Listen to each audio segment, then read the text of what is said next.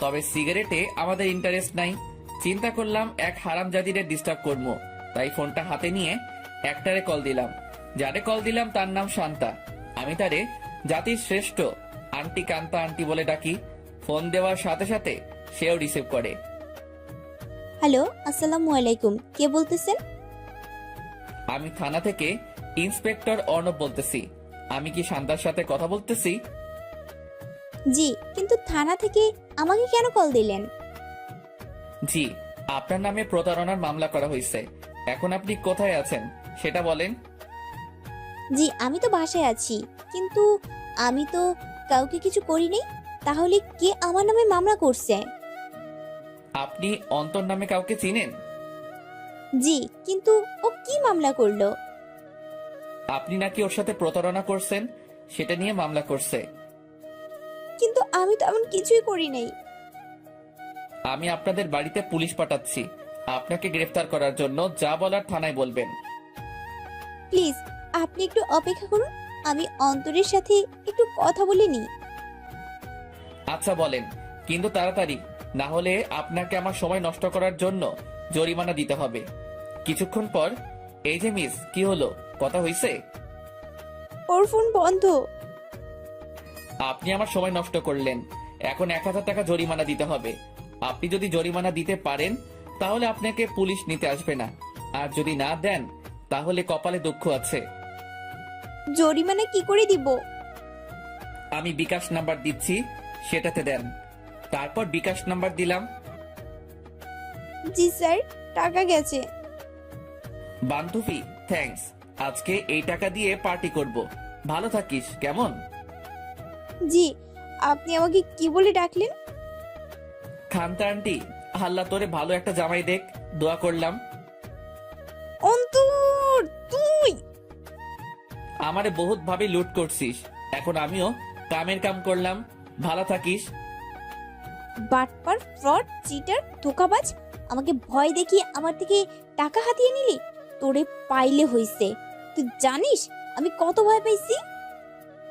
তো আই কিতাম, আমার টাকার দরকার, আমি টাকা নিলাম। কার কি হয়েছে তা আমি জেনে কি করব? আল্লাহ তোর বিচার করুক। তোর মতো আস্ত একটা ফাজিল দুনিয়ায় এসে এই দুনিয়াটারে শেষ করে দিল। যা মুড়ি খা, আমি টাকা পাইছি সেটা নিয়েই আমি থাকি। বাই বলে ফোন কেটে দিলাম। যাক, ভালো ইনকাম করলাম। এবার আড্ডায় যাওয়া যাক। তারপর চলে গেলাম আড্ডায়। সেখানে আমাকে দেখতে পেয়ে রাহিব, ইমরান, জিসান্ত মহা খুশি। সবগুলো আমার সাথে কোলাকুলি শুরু করে দিল। মামা, কেমন আছিস? কেমন আছি মানে? ফুল বিন্দাস। তোদের কি খবর সেটা বল। আমরাও ভালো আছি, কিন্তু তোরে একটু বেশি খুশি মনে হচ্ছে। কি কুকাম করলি আবার?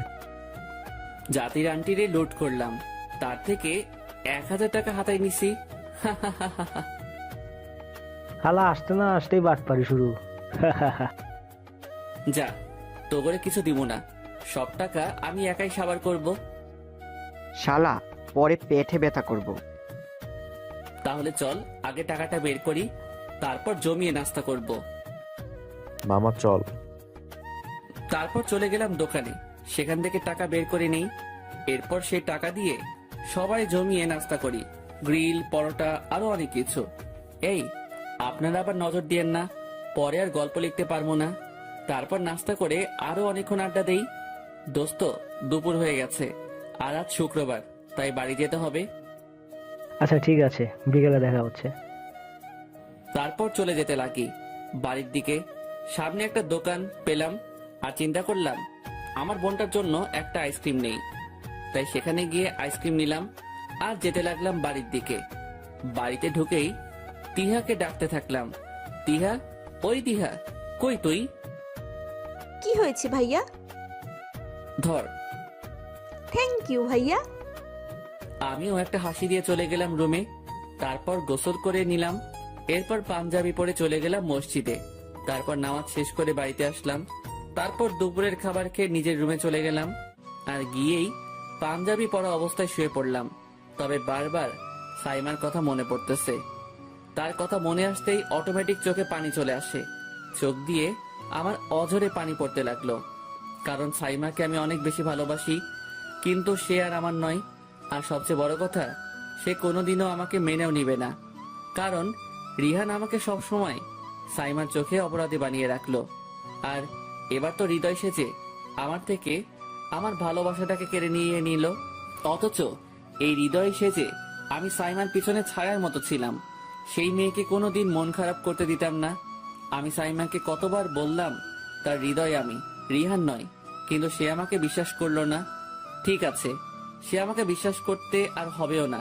সে তার মতো থাক, আর আমিও আমার মতোই থাকবো। মুছে দিব সাইমার স্মৃতি আমার মধ্যে থেকে। আমি তার চোখে খারাপ, তাই না? এবার আমিও সত্যিকারে খারাপ হব, যা দেখে ভার্সিটির সকলের রুহু কেঁপে উঠবে। কিন্তু কিভাবে আমি এই সাইমাকে বলবো? সে যে আমার মনে নিজের জায়গা করে নিছে। না, যে করি হোক এই সাইমাকে ভুলতে হবে। আমি এসব ভাবতে ভাবতে ঘুমিয়ে গেলাম। সন্ধ্যায় আমার ঘুম ভাঙে, আমিও উঠে পড়ি আর ফ্রেশ হতে চলে যাই।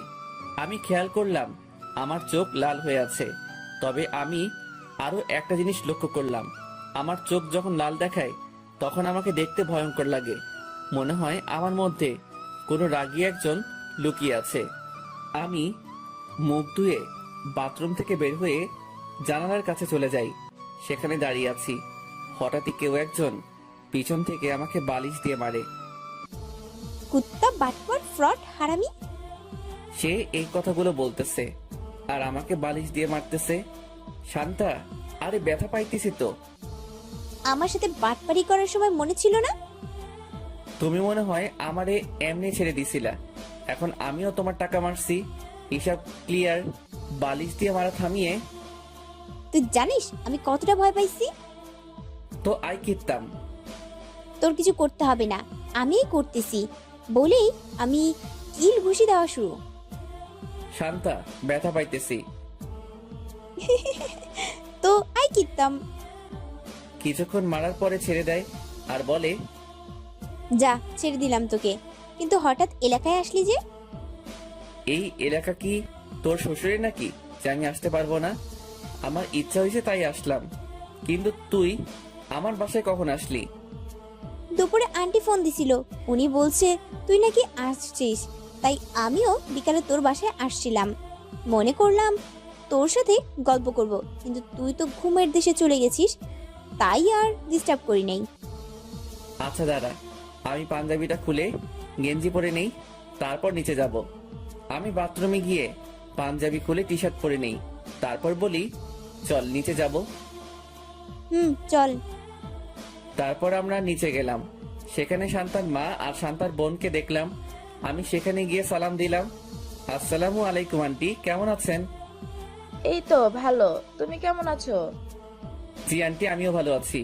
তারপর সেখানে বসে নাস্তা করতে করতে তাদের সাথে অনেকক্ষণ আড্ডা দিলাম। আচ্ছা ভাবি, আজ তাহলে আমরা আসি, অনেক রাত হয়ে গেছে। আরে রাতের খাবারটা খেয়ে যান। আজ না, অন্য কোনো দিন। আজ তাহলে আসি। আচ্ছা ঠিক আছে। তারপর আম্মু আমাকে বলে, অন্তর, ওনাদের বাড়ি পর্যন্ত দিয়ে আয়। জি আম্মু। তারপর তাদের নিয়ে বাড়ি থেকে বের হলাম আর চুপচাপ তাদের সাথে যেতে লাগলাম। তারপর শান্তাদের বাড়ির সামনে চলে আসি। অন্তর, চলো আজকে আমাদের সাথে রাতে খাবার খাবে। না আন্টি, অন্য কোনো দিন, আজ আমার কাজ আছে। আম্মু, তোমরা ভিতরে যাও, আমার অন্তরের সাথে কিছু কথা আছে। আচ্ছা ঠিক আছে। তারপর শান্তার মা আর বোন চলে যায়। এরপরে শান্তা বলে ওঠে, এই, তোর কি হয়েছে বলতো? কই কিছুই তো হয় নাই। দেখ, কিছু তো একটা হয়েছে, নইলে তুই আমাকে এইভাবে শান্তিতে থাকতে দিতি না। বলতো কি হয়েছে তোর? মন মরা কেন তুই? আরে আমি ঠিক আছি, শুধু মাথা একটু ব্যথা করতেছে আর কি। আচ্ছা তাহলে বাড়ি যা আর গিয়ে রেস্ট নে। আচ্ছা তাহলে পরে কথা হবে, বাই। বাই। তারপর শান্তা চলে গেল আর আমিও এবার একা একা রাস্তায় হাঁটতে লাগলাম। মাথায় বারবার এই সাইমার কথাই আসতেছে। এই মেয়েটার স্মৃতিগুলো কি আমাকে শান্তিতে থাকতেও দিবে না নাকি? কেন আমার মস্তিষ্কে তার স্মৃতিগুলো আঁকড়ে ধরে আছে? আর কিছুই ভালো লাগতেছে না। যখনই এই মেয়েটার কথা মনে আসে অজান্তেই আমার চোখ দিয়ে পানি পড়তে লাগে। নির্জন রাস্তায় আমি একা একা হাঁটছি আর চোখের পানি ফেলছি। আজ সত্যি কলিজাটা ফেটে যাচ্ছে, কিন্তু আমার কষ্ট বোঝার মতো এখন কেউ আমার পাশে নেই। হাঁটতে হাঁটতে আরো এক নির্জন জায়গায় চলে গেলাম, তবে সেদিকে আমার খেয়াল নেই। হঠাৎ একজন আমাকে এসে বলে, এই যা আছে সব বের কর, না হলে ছুরি পেরে ঢুকিয়ে দেবো। আমিও আমার পকেট থেকে সুন্দর করে আমার নর্মাল ফোন আর মানিব্যাগটা বের করে দিয়ে দেই। এরপর আবার হাঁটতে লাগি। এখন আমার এমন অবস্থা হয়ে গেল যে কেউ আমাকে যদি মেরেও ফেলে আমি তার দিকে ফিরেও তাকাবো না। সেই ছেলেটা আবার আমার কাছে আসে আর আমার সামনে দাঁড়িয়ে যায়। তাকে বলি, দেখেন ভাই, আমার কাছে আর কিছুই নেই, যা ছিল সব দিয়ে দিছি, এবার আমাকে একা ছাড়েন। কিন্তু ছেলেটা আমার সামনেই দাঁড়িয়ে আছে। ভাই বললাম তো আমার কাছে আর কিছুই নেই, শুধু একটা ভাঙা মন আছে, সেটা নিবেন? যদি নিতে চান নিয়ে যান, আমি আপনাকে কিছুই বলবো না। আর যদি আমাকে মেরেও ফেলতে চান তাহলেও আমার কোনো অভিযোগ নেই, আমাকে মেরে ফেলেন, তাতে আপনারই লাভ হবে। আমার শরীরের অঙ্গ প্রত্যঙ্গ নিয়ে বাজারে বিক্রি করে দিয়েন। বলেই কান্না করতে করতে রাস্তার মাঝখানে বসে পড়লাম। আমি কান্না করেই যাচ্ছি। ছেলেটা বলে ওঠে, ভাই আমি ছিনতাইকারী হতে পারি, কিন্তু এতটাও নিকৃষ্ট মানুষ নই যে আপনার কষ্ট দেখে আপনাকে এভাবে মেরে ফেলবো বা আপনার ক্ষতি করব। আপনাকে দেখে মনে হচ্ছে আপনার ভালোবাসা আপনাকে ছেড়ে চলে গেছে, তাই তো? আমি ছেলেটার দিকে তাকিয়ে আছি। ছেলেটা আমাকে ধরে রাস্তার এক কোণে নিয়ে যায় আর বসিয়ে দেয়, আর সেও আমার পাশে বসে আর বলতে লাগে, আপনার কষ্ট আমি বুঝি ভাই। আসলে এই দুনিয়ায় না ভালোবাসা আমাদের জন্য নয়, আমরা যাদের মন থেকে বেশি ভালোবাসি তারাই আমাদের সব থেকে বেশি কষ্ট দেয়। আমিও আপনার মতো পরিস্থিতির শিকার হয়েছি। আমার ভালোবাসাও আমাকে ছেড়ে চলে যায়, কারণ আমি মধ্যবিত্ত বলে। আমার না ছিল ভালো চাকরি, না ছিল একটা ভালো ঘর, কিন্তু আমি প্রতিনিয়ত তার আবদারগুলো পূরণ করার চেষ্টা করতাম। কিন্তু সে আমাকে বুঝলো না, সে আমার ভালোবাসা নিয়ে ছিনিমিনি খেলেই গেল। কিন্তু আমি তাকে পাগলের মতোই ভালোবাসতাম, সে আমার ভালোবাসা নিয়ে খেলেই গেল। আর আজ আমিও ছিনতাইকারী হয়ে গেলাম। জানেন ভাই, এই শহরে ভালোবাসা তাদের জন্যই যাদের আছে মোটা অঙ্কের টাকা পয়সা। এই দুনিয়ায় মধ্যবিত্তদের জন্য ভালোবাসা একটা হারাম জিনিস। কিন্তু ভাই, আমিও তো আর এভাবে তার স্মৃতিগুলো নিয়ে বসে থাকতে পারবো না, তাই আমিও তার স্মৃতিগুলোকে হত্যা করি আর নিজের মতো জীবন যাপন করতে লাগলাম। তাই আপনিও সেই মানুষের স্মৃতিগুলো হত্যা করুন, দেখবেন একদিন সে আপনার ভালোবাসা বুঝবে। কিন্তু তার জন্য এভাবে সময় নষ্ট না করে বা নিজেকে কষ্ট দিয়ে তো লাভ নেই। ভাই, এই দুনিয়ায় বসে থাকা যায় না, আর এমন অনেক কিছুই আপনার জীবনে আসা যাওয়া করবে। তাই মনকে শক্ত করুন আর মুছে ফেলুন সেই মানুষটার স্মৃতি। ঠিক বলেছেন ভাই, আমি কেন এই মানুষটার স্মৃতি নিয়ে থাকবো? সে আমার ভালোবাসা বোঝেনি, আমিও এবার তাকে আমার মন থেকে চিরদিনের জন্য মুছে ফেলবো। ভাই, আপনার কাছে সিগারেট হবে? হ্যাঁ, এই সিগারেটটা দিয়ে তো আমি এখন হাসি খুশিভাবে চলতেও থাকতে পারি। তবে যেটা আছে ওইটা অনেক তেতো টাইপের, খাইতে পারবা না ভাই তুমি? জীবনটাই তেতো হয়ে গেল, এখন তেতো জিনিসও তেতো লাগবে না। দিন, আজ থেকে ভালোবাসার নেশাকে ত্যাগ করে এই সিগারেটে নেশা ধরতে চাই। ভালোবাসা থাক আর না থাক, আমার সুখের জন্য সিগারেটটাকেই বেছে নিলাম। তারপর ছেলেটা তার পকেট থেকে এক প্যাকেট সিগারেট বের করলো, সেখান থেকে দুটা সিগারেট নিল, একটা আমাকে দিল আর একটা সে নিল। তারপর ধরিয়ে দিলাম সেই সিগারেটটা আর টানতে শুরু করলাম। তবে আর যাই বলি, সিগারেটটা আসলেই তেতো। আর প্রথম প্রথম সিগারেট টানতে টানতে একটু অন্যরকম লাগতেছিল, কিন্তু কিছুক্ষণ পরে ভালোভাবেই সেই সিগারেটের স্বাদ নিতে থাকি। তারপর আমি ছেলেটাকে বলি, ভাই, একটা আবদার করব, রাখবেন? কি ভাই? ছিনতাই করা ছেড়ে দেন আর আমার সাথে ঢাকা শহরে চলুন, সেখানে আশা করি আপনি একটা ভালো কাজ পাবেন। ঠিক আছে ভাই, আজ থেকে আমি ছিনতাই করা ছেড়ে দিলাম, তবে আমাকে নাম ধরে ডাকবা। আর আমার নাম হচ্ছে শিহাব। আর আমি অন্তর। ভাই, আমাকে আরো একটা সিগারেট দেন প্লিজ। এই ভাই, কাকে ডাকিস? আমাকে শিহাব বলে ডাক, না হলে দিব না সিগারেট। আচ্ছা শিহাব, আরো একটা সিগারেট দে। তারপর শিহাব আমাকে একটা সিগারেট দেয়। শিহাব, চল আমার সাথে, আজ থেকে আমার সাথে থাকবি। ওই বেটা, আমার পরিবারের কি হইব? আচ্ছা, তাহলে আমার সাথে রাতের খাবারটা তো খেয়ে নে। না রে ভাই, বাসায় যেতে হবে, না হলে কপালে দুঃখ আছে। শিহাব, তুই যে ছিনতাইকারী, তোর বাসায় জানে? না, আর মনে হয় না কোনো দিনও জানতে পারবে, কারণ আমি তো তোর জন্য এই পেশা ছেড়ে দিচ্ছি। কতটুকু পড়ছিস ভাই? ডিপ্লোমা কমপ্লিট করেছি। তাহলে তো আপনি আমার সিনিয়র ভাই। শালা, এক লাথি দিব, সোজা তোর বউয়ের কোলে পড়বি। শিহাবের কথাটা শুনে মন খারাপ হয়ে গেল, কারণ আমি সাইমাকে নিজের বউ বানাতে চেয়েছিলাম, কিন্তু তা তো হয়নি। সরি ভাই, ভুল হয়ে গেছে। আর এই নে তোর ওয়ালেট আর ফোন। তবে শালা, ওইটার কি তোর বউ হওয়ার যোগ্যতা আছে? আমি অন্য কাউকে মনে করে বললাম। আচ্ছা তাহলে যাই, পরে কথা হবে। ও, তোর নাম্বারটা দে। নে। তারপর শিহাবের থেকে নাম্বারটা নেই। আচ্ছা দোস্ত, আমি যাই, পরে কথা হবে। সাবধানে যাস। তারপর চলে গেলাম বাসার দিকে। তবে গায়ের থেকে সিগারেটের গন্ধ বের হচ্ছে। যদি বাসার কেউ জানতে পারে তাহলে আমি আর আস্ত থাকবো না। তাই দোকানের দিকে যাই, আর একটা পারফিউম নিয়ে নিলাম, সেটা গায়ে লাগিয়ে নেই। এবার নিশ্চিন্তেই বাসায় চলে যাই। বাসায় আমি চোরের মতো এন্ট্রি নিলাম। কোনো সারা শব্দ নাই, লাইট বন্ধ। আমি আমার রুমের দিকে আগাচ্ছি। হঠাৎ আব্বু বলে ওঠে, এতক্ষণ কই ছিলি? আমিও টাসকে খেয়ে গেলাম। পরে পিছনে দেখি আব্বু দাঁড়ায় আছে। রাতের কয়টা বাজে? আরে মাত্র 10টা 25 বাজে। আর রাতের খাবার আমরা কখন খাই? ইয়ে মানে 10টার দিকে আর কি। কেন, খাওয়া দাওয়া করো নাই? ঝাঁটা চিনিস? আরে চিনবো না, এটা দিয়েই তো আম্মুর হাতে মাইর খাও। হারামজাদা, তোর একদিন কি আমার একদিন? বলে দিল দৌড়ানি। আমিও এক দৌড়ে রুমে চলে গেলাম। রুমে গিয়ে দরজা বন্ধ করে দিলাম।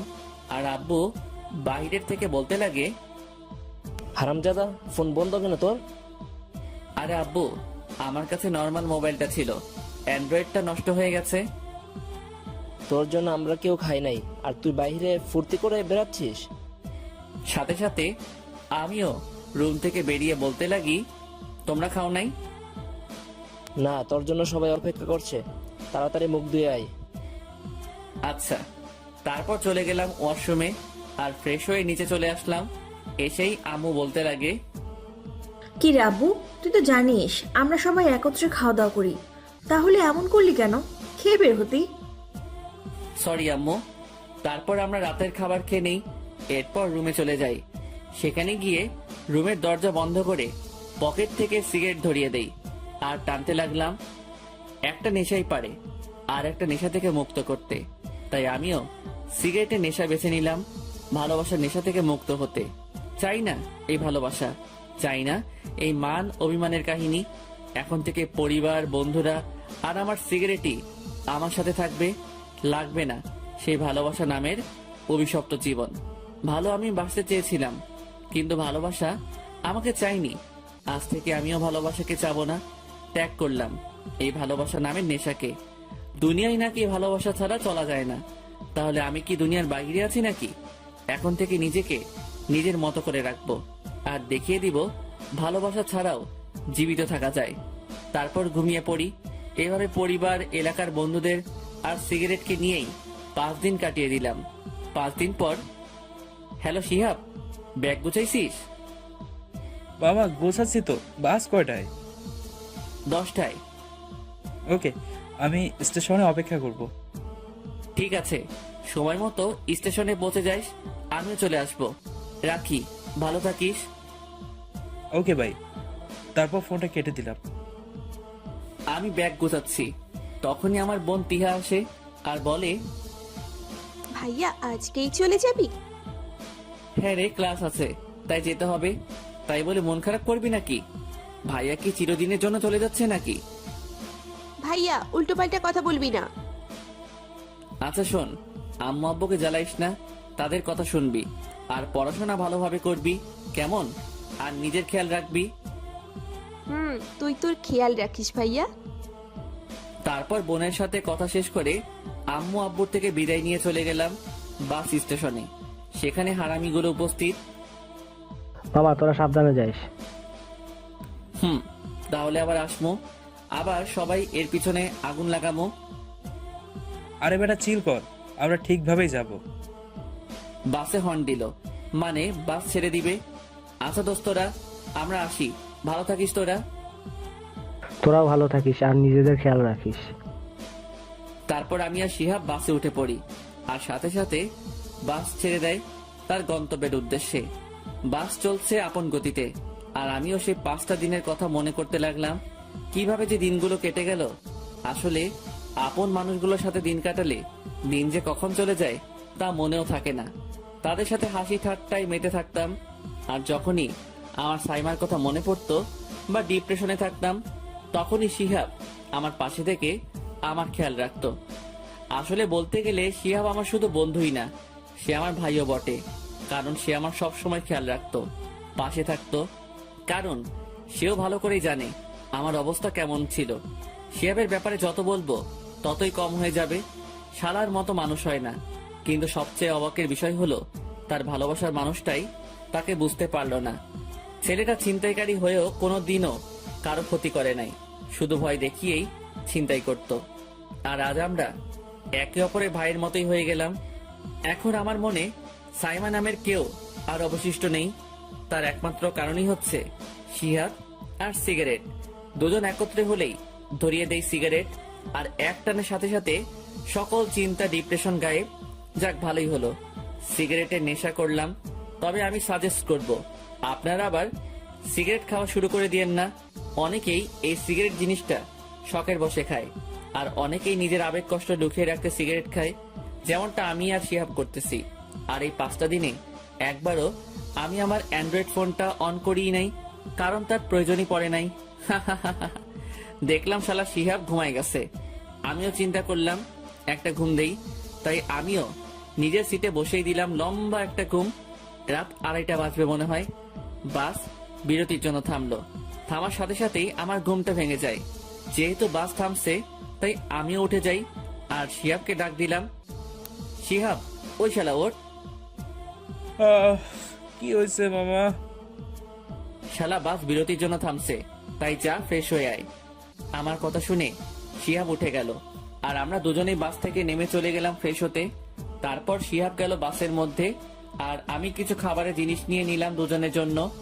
আমি বাসে উঠে দেখি শালা আবার ঘুম, তাই আমি তার খাবার আমার ব্যাগে রেখে দেই, আর আমি নিজেরটা খেয়ে নেই। তারপর আবার দিলাম ঘুম। সকালে ভোরে বাস ঢাকায় পৌঁছে, আর বাস থামা মাত্রই কন্ট্রাক্টর আমাদেরকে ডাক দেয়, আর আমরা ঘুম থেকে উঠে পড়ি। তারপর আমাদের ব্যাগ নিয়ে চলে গেলাম সিএনজি স্ট্যান্ডে, আর সেখান থেকে সিএনজি নিয়ে সোজা আমার মেসের সামনে। তারপর দুজনে মেসে ঢুকে যাই। শিহাবের তো ঘুমের 12টা বেজে গেছে, তাই শালা আমার বেডে শুয়ে ঘুমিয়ে পড়ে। আর আমি যেহেতু জেগেই আছি তাই ফজরের নামাজটা পড়ে নেই। তারপর আমি একটু বাইরে গেলাম হাঁটতে, আবার সেই ঢাকায় ফিরলাম। রাস্তায় হাঁটতেছি আর মনের ভিতরে শান্তি অনুভব করতে লাগলাম। আসলে এতদিন আমার মনটা অনেক ভারী মনে হতো, কিন্তু শিহাব আমার মনটা হালকা করে দিল। সে আমার ডিপ্রেশনের সময় আমার পাশে ছিল, আর আমাকে ফুল সাপোর্ট করলো। শালারে যে পাবে সে সত্যি অনেক ভাগ্যবতী হবে। অনেকক্ষণ বাইরে ঘুরে আবার মেসে চলে আসলাম। তবে আজকে ভার্সিটি যাইতে হবে, তাই ব্যাগ গুছিয়ে নিলাম। এরপর ব্রেকফাস্ট রেডি করে নিলাম। তারপর শিহাবকে ডাক দিলাম, শিহাব্বা কিরে বেটা, আর ঘুমানো লাগবো না, উঠ বেটা। মামা আরো একটু ঘুমাতে দে প্লিজ। শালা জব ইন্টারভিউ কি আমি দিব নাকি? উঠ শালা, উঠে ফ্রেশ হয়ে নে, তারপর ইন্টারভিউতে যা। শিহাবরে কোনো মতে তুললাম। তারপর শালা গেল ফ্রেশ হইতে, আর আমিও চিন্তা করলাম আমার অ্যান্ড্রয়েড ফোনটা অন করি। তাই আমার নর্মাল সেট থেকে সিমটা খুলে আমার অ্যান্ড্রয়েড ফোন লাগিয়ে নেই, কারণ আমার এই সিমটাও অনেক কাজের। তারপর ফোনটা অন করে নিলাম এবং আমার স্টাডি টেবিলের উপর রেখে দিলাম। তারপর শিহাব আসে, আর আমরা নাস্তা করে নিলাম। এরপর শিহাব ইন্টারভিউতে যাওয়ার জন্য রেডি হচ্ছে, আর আমি ফোন নিয়ে বসে পড়ি। 5 দিন ফোনের দুনিয়া থেকে নিজেকে সরিয়ে রাখছিলাম, আর আজকে আবার ফোন ধরলাম। চিন্তা করলাম ফেসবুক অ্যাকাউন্টে কি অবস্থা সেটা দেখি। তারপর অন করলাম, সাথে সাথে নোটিফিকেশনের অভাব নাই। আর মেসেজের কথা কি বলবো, মেসেজের মনে হয় বৃষ্টি হচ্ছে, এমন মনে হচ্ছে। আমি সবগুলো রিমুভ করে দিলাম। এরপর দেখলাম 25টার উপরে ফ্রেন্ড রিকোয়েস্ট। আমি দেখতে লাগলাম কে কে পাঠাইছে। দেখলাম যতগুলো রিকোয়েস্ট আসছে সবগুলোই আমার ক্লাসমেটদের। হঠাৎ একটা আইডি দেখে চমকে গেলাম, Ayesha Akhtar Saima sent you friend request. যা দেখে আমি হয়ে গেলাম। পরে বেশি কিছু করি নাই, শুধু রিকোয়েস্ট ডিলিট করে ডাইরেক্ট ব্লক দিয়ে দিলাম। না আর এফবিতে থাকবো না, তাই নেট অফ করে দেই। মামা আমাকে এখন যেতে হবে, ইন্টারভিউ 10টায়। তাহলে ম্যাচের একটা চাবি তোর কাছে রাখ, আমার আসতে দেরি হলে ম্যাচে ঢুকতে পারবি। আচ্ছা দে। তারপর আমি শিহাবকে ম্যাচের একটা চাবি দিলাম। আচ্ছা দোস্ত, আমি যাই। যদি ইন্টারভিউতে টিকে যাই তাহলে তোকে বলবো। ওকে, সাবধানে ইন্টারভিউ দিবি, আর একদম টেনশন নিবি না, মাথা ঠান্ডা রাখবি। তারপর শিহাব চলে যায়, আর আমিও কাঁধে ব্যাগ নিয়ে ম্যাচে তালা দিয়ে চলে যাই ভার্সিটিতে। ভার্সিটির সামনে আসতেই সিগারেট খেতে ইচ্ছা করতেছিল, তাই দোকান থেকে এক প্যাকেট ডার্বি সিগারেট নিয়ে নেই, আর একটা ধরিয়ে খেতে খেতে ভার্সিটিতে ঢুকলাম। আমি ভার্সিটির ক্যাম্পাসের দিকে আগাচ্ছি, এমন সময় একটা ছেলে দৌড়ে এসে আমার পায়ের কাছে পড়ে আর বলতে লাগে, ভাই আমাকে বাঁচান ভাই, ওরা আমাকে মারতে চাচ্ছে। আমি ছেলেটাকে ধরে উঠাই আর বলি, কারা আপনাকে মারতে চাচ্ছে? ভাই ওই দেখেন ওরা আসতেছে আমাকে মারতে। আমি দেখলাম 5 জন আমার দিকে আসতেছে, তাদের হাতে লাঠি। আমি আমার কাছের ছেলেটাকে বলি, কি জন্য তারা আপনাকে মারতে আসতেছে? ভাই ওরা আমাকে ঝাঁক দিছিল, যার জন্য একটা মেয়ের হাতের থাপ্পড় খেতে হয়েছিল। আমি সেটা প্রিন্সিপাল স্যারকে বলি, কিন্তু তারা প্রিন্সিপাল স্যারকে হুমকি দেয়, যার জন্য আর স্যার কিছুই করতে পারে নাই। বড় লোকের ছেলে ভার্সিটিতে যা মন চায় করতে পারে, কেউ কিছু বলতে পারে না এদের। যদি কেউ এদের কথা না শুনে বা বিরুদ্ধে যায়, পরে এরা সবাই মিলে বিরুদ্ধে যাওয়া মানুষগুলোকে মারধর করে। ভাই আমরা মধ্যবিত্ত, তাই বলে কি আমরা নিশ্চিন্তেই ভার্সিটিতে চলতে পারবো না? আমরা মধ্যবিত্ত বলেই কি অন্যদের গোলামি করব নাকি? ভার্সিটি তো সবার, তাহলে কেন আমরা বড় লোকদের গোলামি করব? আমাদের খাবার তো আর তারা দেয় না, তাহলে কেন তাদের কথা শুনে যাব? কেন তাদের বিরুদ্ধে কিছু করতে পারবো না? তারা বড় লোক বলে তারা মানুষ, আর আমরা মধ্যবিত্ত, তাই বলে আমরা মানুষ না? আসলেই আমরা সবাই তো মানুষ। মানুষের কাজ হচ্ছে একে অপরের পাশে দাঁড়ানো, সাহায্য সহযোগিতা করা। আর এই ভার্সিটিতে কি শুধু বড়লোকের ছেলে মেয়েরাই পড়াশোনা করে নাকি? না, এবার এদের টাইট দেওয়া লাগবে আমাকে। সেই 5টা ছেলে আমাদের কাছে আসে আর বলতে লাগে, এই ছেলেটাকে আমাদের হাতে তুলে দে। আমি পারবো না, আপনি এসে নিয়ে যান। আমার কাছে থাকা ছেলেটা বলে, ভাই আমাকে বাঁচান, আমি পরিবারের একমাত্র ছেলে, আমার কিছু হলে আমার বাবা মাকে কে দেখবে? তারা আমাকে অনেক কষ্ট করে পড়াশোনা করাচ্ছে ভাই, তারা আমাকে নিয়ে অনেক দেখে আছে, আমিও চাই আমার পরিবারের পাশে দাঁড়াতে।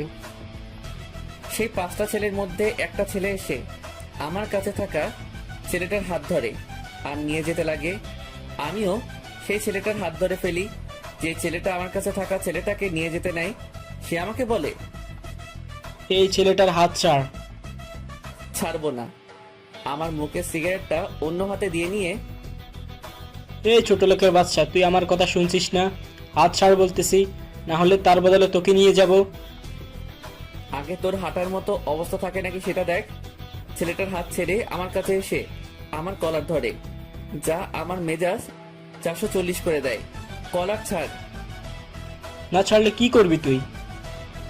ব্যাস, আমার হাতে থাকা সিগারেট সোজা সে যে হাত দিয়ে আমার কলার ধরছে সেই হাতে লাগিয়ে দিলাম, আর সাথে সাথে খুব জোরে তার গালে একটা ঠাস করে থাপ্পড় দিলাম। তবে থাপ্পড়টা একটু বেশি জোরে পড়ে, যার জন্য ছেলেটা নিচে পড়ে যায় আর তার মুখ দিয়ে রক্ত বের হতে লাগে। সে তার হাত দিতেই মুখ চেক করে। ছেলেটার অবস্থা দেখে সেখানে থাকা 4 জন থেকে 3 জন আমার কাছে দৌড়ে আসে। আমারও মেজাজ খারাপ হয়ে গেছে, চোখ লাল হয়ে গেছে। আমি যে ছেলেটাকে মারছি তার হাতে একটা লাঠি ছিল, সেটা হাতে নেই, আর অজরে সেই 3টাকে মারতে লাগি। তবে খুব খারাপভাবে মারতে লাগলাম, কারণ আমার ভিতরে রাগ জমে আছে। সেই রাগ ওভারলোড হয়ে গেছে, তাই ছেলেগুলোকে মারের মধ্যে দিয়ে নিজের রাগ ঝাড়তে লাগলাম। তাদের মেরে আধমোড়া করে দিলাম। দেখলাম একজন আছে, তার কাছে আমার কাছে আসা ছেলেটাকে নিয়ে যাই আর বলি, নে এবার এই ছেলেটাকে টাচ করে দেখা। কিরে কুত্তার বাচ্চা, টাচ কর না এবার। এতক্ষণ তো দেমাগ দেখালি, এখন তো আমি এই ছেলেটাকে তোর কাছে এনে দিলাম, মার না একে। কিন্তু ছেলেটা চুপ করে আছে, আর তার চোখে আমি ভয় দেখতে পাচ্ছি। আর খেয়াল করলাম ভার্সিটির সবাই আমার দিকে তাকায় আছে এবং তাদের চোখেও ভয় দেখতে পাচ্ছি। এতদিন ভার্সিটির সবাই আমাকে অজান্তেই খারাপ হিসেবে চিন্তা করত, কিন্তু আজ তারা আমার এই রূপ দেখে অনেক ভয় পেয়ে গেল।